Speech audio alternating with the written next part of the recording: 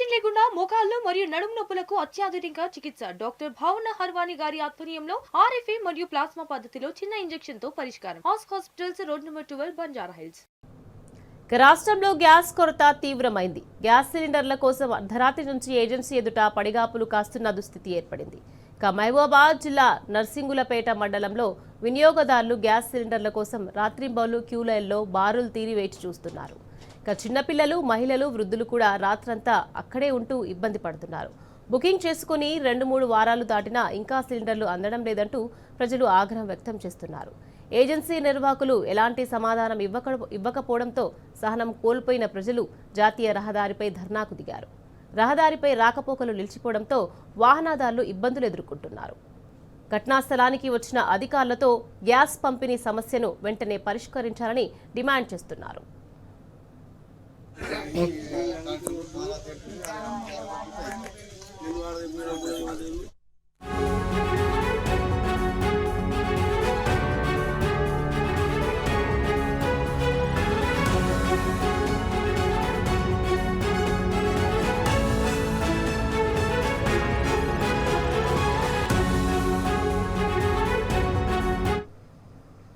Right, ఇదే విషయానికి సంబంధించి మరింత సమాచారాన్ని మా ప్రతినిధి రవికాంత్ మనకు అందించేందుకు సిద్ధంగా ఉన్నారు.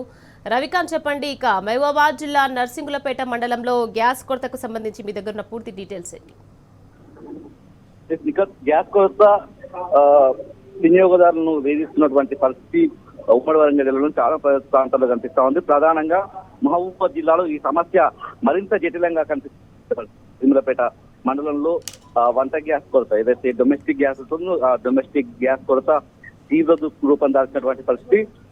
అర్ధరాత్రి నుండే గ్యాస్ కోసం ఎవరైతే వినియోగదారులు ఉంటారో వాళ్ళంతా గ్యాస్ ఏజెన్సీల దగ్గరే నిద్రపోవాల్సినటువంటి దుస్థితి కనిపించింది. గ్యాస్ కోసం వినియోగదారులు అర్ధరాత్రి నుంచే ఏజెన్సీ ఎదుట క్యూ లైన్లలో బారులు తీరి అక్కడే పడుకొని ఎదురు చూడాల్సినటువంటి పరిస్థితి కనిపించింది. ఏజెన్సీ నిర్వాహకులు సరైన సమాధానం కూడా ఇవ్వనటువంటి పరిస్థితి. గ్యాస్ సిలిండర్లతో రాత్రంతా అక్కడే పరిగాపులు కాస్తున్నటువంటి పరిస్థితి కూడా కనిపిస్తా ఉంది. రోజుల తరబడి గ్యాస్ కోసం, డొమెస్టిక్ గ్యాస్ కోసం ఎదురు చూడాల్సి వస్తుందన్నటువంటి అంశాన్ని అయితే వినియోగదారులు తమ ఆవేదన రూపంలో వ్యక్తం చేస్తున్నటువంటి పరిస్థితి. దాదాపు 30 రోజులు గ్యాస్ సిలిండర్ బుక్ చేసినా కూడా ఇంకా ఇంటి వద్ద చేరలేదన్నటువంటి అంశాన్ని అయితే వినియోగదారులు చెప్తా ఉన్నటువంటి పరిస్థితి కనిపిస్తా ఉంది. ఎన్ని బుకింగ్ చేసినప్పటికీ గ్యాస్ సిలిండర్లు సమయానికి అందకపోవడంతో వినియోగదారులు ఆగ్రహం వ్యక్తం చేసినటువంటి తీరు కనిపిస్తా ఉంది. సమస్య పరిష్కారం కోరుతూ జాతీయ రహదారిపై గ్యాస్ సిలిండర్లు పెట్టి ధర్నాకు దిగినటువంటి సందర్భం కూడా నర్సింగులపేట మండల కేంద్రంలో కనిపించింది.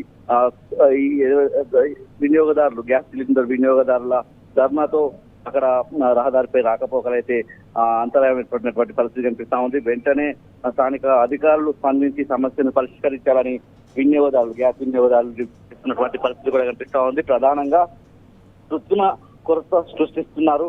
పక్క మండలాలకు సంబంధించి నర్సింగులపేటకు దగ్గరలో ఉండేటువంటి దంతాలపల్లి కావచ్చు, ఇటు సూర్యాపేట జిల్లాకు అధిక ధరలకు ఏదైతే బ్లాక్ లో అమ్మకాల దృష్ట్యానే ఈ కొరత సృష్టిస్తున్నటువంటి అంశాన్ని అయితే వినియోగదారులు చెప్తున్నటువంటి పరిస్థితి కనిపిస్తా ఉంది. 2,500 రూపాయలకు ఇక్కడ నుంచి వేరే మండలాలకు దంతాలపల్లి కావచ్చు, నూతనకల్ లాంటి ప్రాంతాలకు తీసుకువెళ్లి 2,500 రూపాయలకు ఒక సిలిండర్ బ్లాక్ లో అమ్ముకుంటున్నారన్నటువంటి విషయాన్ని వినియోగదారులు ఆగ్రహం వ్యక్తం చేస్తున్నటువంటి పరిస్థితి అయితే మనకు కనిపిస్తా ఉంది. ముఖ్యంగా ఏదైతే గ్యాస్ సిలిండర్ బ్లాక్ చేస్తున్నారో వాళ్ళ మీద చర్యలు తీసుకోవాలి.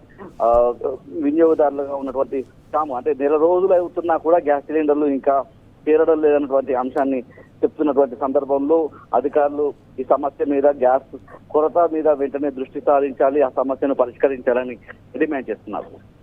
Right, thank you Ravikanth.